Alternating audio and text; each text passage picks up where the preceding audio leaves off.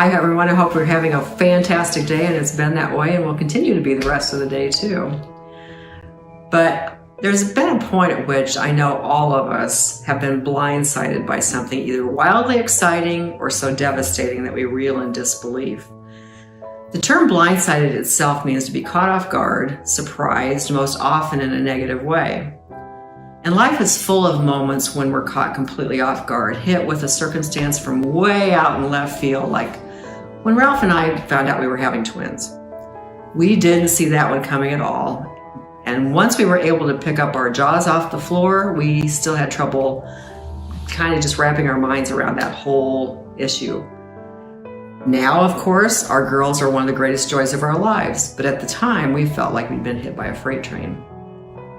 You may have had that same feeling when you got an unexpected medical diagnosis, you lost your dream job, or your spouse decided to end your marriage.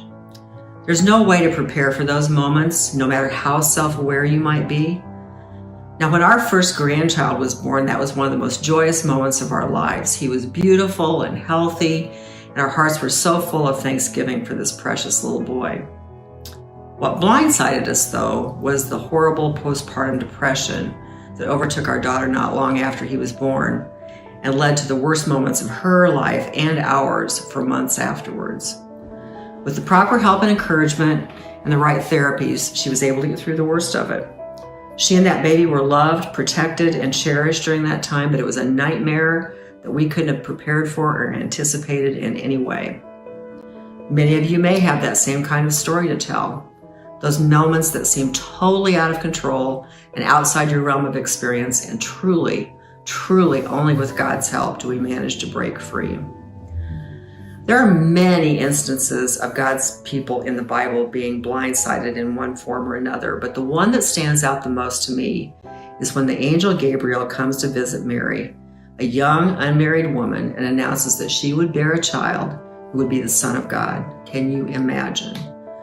We read that account in the Gospels and marvel at her response that even though she was troubled, I'm sure terrified by the angel's pronouncement, she still said, "I am the Lord's servant.